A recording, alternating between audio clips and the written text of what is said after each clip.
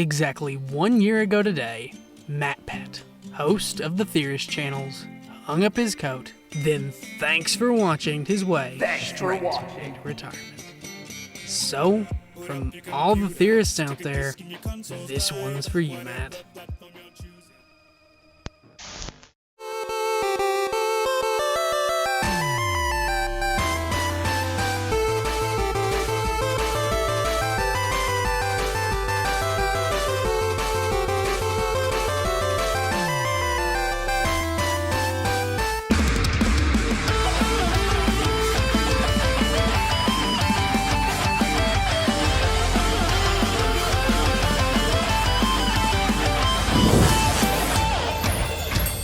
Hello, Internet! Welcome to TUCKALMIGHTY's totally legally distinct intro, and today, it's time to talk Undertale.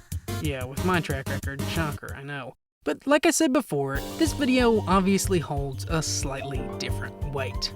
Cause from Kami Mario to Sonic is Slow and all the FNAF in between, we all know what a game theory is. And among all the topics the theory man ever touched, one exists in infamy as the most controversial of all: Sans' secret identity. The premise was simple. Undertale's Sans is actually Ness from Matt's favorite game, Earthbound. But boy, let me tell you, this one video managed to garner so much attention that it didn't just reach its way to Smash Bros, the FNAF movie, or even Toby Fox himself. Oh no, this thing single-handedly snowballed Undertale all the way into the hallowed halls of the Vatican for the eyes and ears of Pope Francis himself. But as you probably know, Sans wasn't Ness. The theory got panned, Sans fans were furious, and MatPat, well, he never touched his favorite game again for another theory, leaving the strange connections between these two to remain shockingly unexplored. And honestly, since this was my favorite episode on release, I've always found that kinda sad. So now, a decade late and a few hosts later, I'm here to do a little theorizing of my own specialty to ask, if you can't beat 'em, can you beat 'em? Yes, if Sans really isn't Ness, could our funny bone man redeem his name by dunking on another striped shirt wearing hooligan? Or does the unlikely protector of Earth secretly hold the courage to beat Undertale's infamous arbiter? Okay, so let's get the obvious things out of the way quick, since when your best known appearance is from a spin-off fighting game, most people are probably gonna need that refresher. Earthbound is a cult classic Super Nintendo series where a group of ordinary kids with extraordinary potential go on a silly adventure in a grounded world filled with all the hallmark features of those radical 90s JRPGs, making it practically the walking definition of everything 2015's Undertale was designed to parody, an inspiration that the creator himself already confirmed to be true.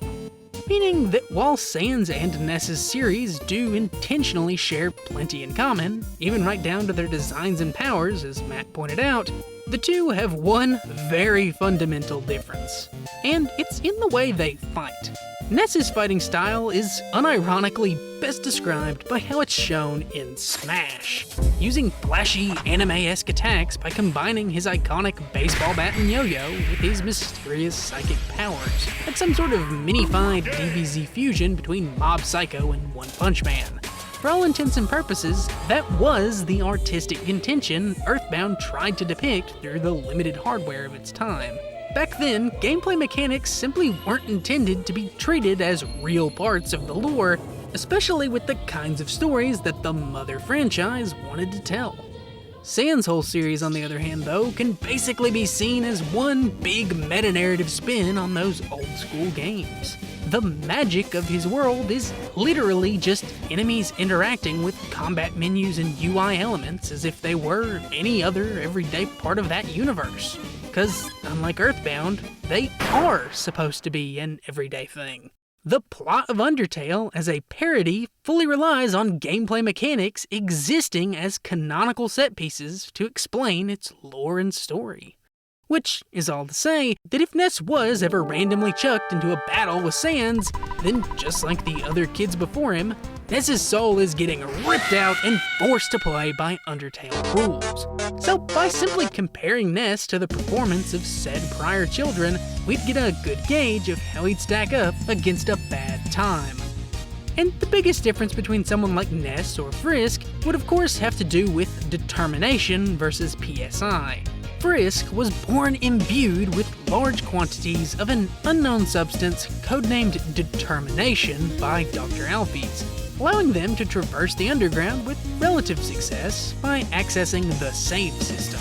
Throughout Undertale, Frisk at many points can just decide to save the game, and should some terrible fate befall them, they could immediately reload the timeline to an earlier point where they're good as new, minus the mental trauma of the whole dying thing. Ness, of course, having none of this magic determination juice, can't do that. So he'd be going at this whole fighting thing saveless. But to compensate, Ness has access to something called PSI, also known as psionics. Ever wonder why Ness is constantly shouting, "PK Fire!" as you lose all your stocks to a mid-tier spam? Well, this is it. Ness was born with the odd abilities of a psychic. You know, bending spoons, infiltrating people's thoughts, all the standard fare, except by focusing extra hard over the course of a playthrough, Ness slowly learns to channel those powers into a variety of more unique PSI abilities. Shields, paralysis, hypnosis, healing, teleportation, all things Ness can simply do by thinking hard about them. Maybe most shockingly though, PK Fire isn't actually on that list, since it's Paula's signature move. But put a pin in that, we'll come back to it later. Instead, Ness's actual signature attack is PK Rockin', an AoE burst of psychic energy, most often compared in power to PK Freeze, an ability that could turn massive dinosaurs into solid blocks of prehistoric frozen chicken. Which, by applying the square cube law with proportions from real-life dinosaurs alongside the specific and latent heat values of modern avian meat, would mean that, to make this Chomposaurus into a popsicle, it would require at least 6 million joules of force, if not upwards of a few billion going off the art book's visual. So, yeah, throughout most of his game, Ness is pretty strong. Against most monsters, he'd likely have little to no trouble.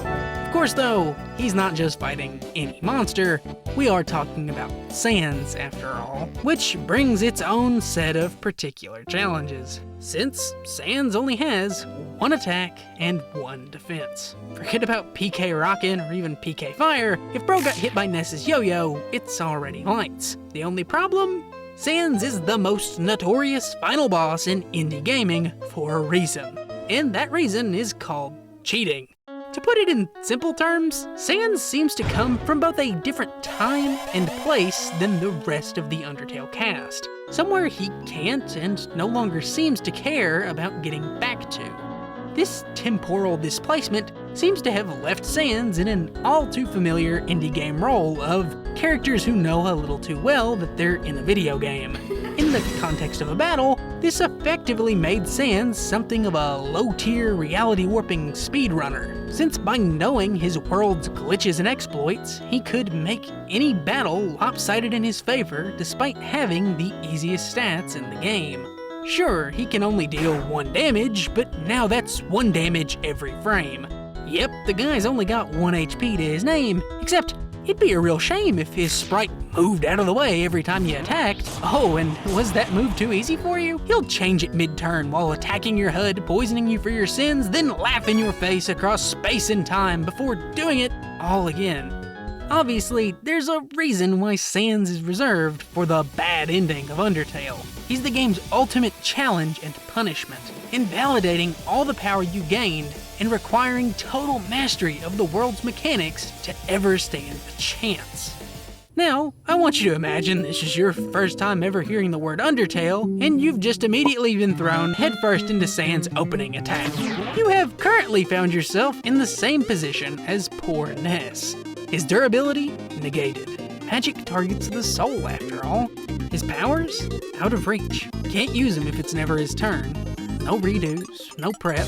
All Ness has to rely on is the skill of a child in a system he's never even seen before. Under those conditions, it should be obvious that Ness would surely suffer the same immediate fate of the first try. But there is just one thing I forgot to mention. Something at the very end of your journey that the man himself explained best. At the end of Earthbound, after you save the world, you end up back home. You go back to where it all began, where you were just a kid waking up in bed and starting your adventure. And even though your mom's there, and your dog's there, and your weird telephone dad's there, it feels different somehow. This different feeling Matt points out during Earthbound's conclusion isn't just some metaphor for the journey you go on alongside Ness. No, in a very literal sense, Earthbound starts and stops with you being two separate Nesses. The first is a child who we follow for the majority of the game. He's capable and confident, but still growing. Once you've finally managed to gather the 8 melodies of the world, though, Ness's mind opens, creating something called the Magicant. This Magicant is a realm of infinite scope, created as the manifestation of Ness's inner self. Inside it, he confronts and defeats the evil in his heart, and by doing so, Ness's very existence experiences the higher truth of the universe, including all those missing PSI abilities if you go off Smash, before physically merging with the limitless expanse of the Magicant to permanently unlock his true potential. After doing so, Ness not only wakes up with stats massively surpassing everyone else, but more importantly, he's now ascended from who he once was to become who he was destined to be. And that person is the one that defeats the villain of his story, Gygus. An entity described as evil itself, a threat to the universe, yet a post-enlightenment Ness forces Gygus, this higher dimensional living reality, to escape his restraints against Ness's true power. At which point Ness still manages to hold on by channeling the strength of his friends, the Earth itself, and somehow reaching even you, the player, to fight something he physically couldn't comprehend. Ending the story of a seemingly ordinary child taking on impossible odds to save the world. And just like comparing Ness to Frisk before, after reaching a similar god level of power, characters like Flowey, Frisk, or Azzy simply start to surpass the limitations of Undertale's battle system, altering the buttons, changing rules, or outright removing the bullet board entirely. Something Sans even admits he'd stand no chance against. When the full-powered Geno-Human's own post-Sans Magicant-esque awakening threatens to destroy reality along with the other Sanses. Because plainly, bending the rules of reality is still limited by, well, reality itself. Whereas, under the circumstances of Ness's full power, you could make a pretty solid argument that he, like them, is now above such rules entirely. Because, frankly, there's just no dodging someone who can delete your whole universe. But, you know what they say, that's just a theory. A TUCKALMIGHTY's totally legally distinct theory. And that's all for today. Thanks, everyone.